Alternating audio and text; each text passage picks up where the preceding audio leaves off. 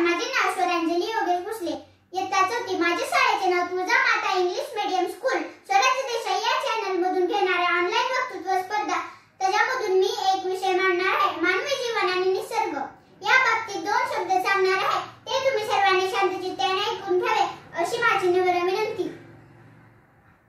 आपण पर्यावरण वातावरण हा शब्द नेहमीच ऐकत आलो आहोत आणि सध्या जगात सगळीकडे निसर्गाचा समतोल बिघडत चाललाय, पर्यावरणाचा समतोल बिघडत चाललाय.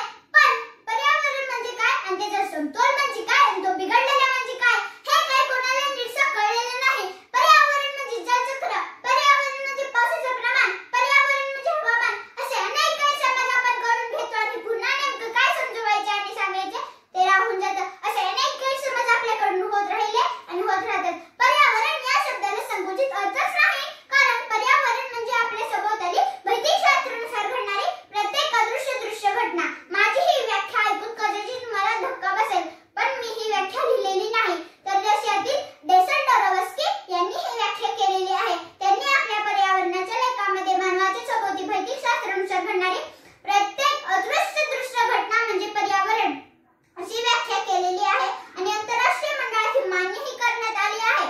मानवाचे संपूर्ण जीवन त्याच्या सभोवतालच्या भौतिक घटनांवरच अवलंबून आहे आणि या घटनांचे 2 भाग पाडता येतात. पहिला निसर्ग निर्मित भौतिक घटना, दुसरा मानव निर्मित भौतिक घटना. आपण प्रथम निसर्ग निर्मित भौतिक घटनांचा विचार करूया. निसर्ग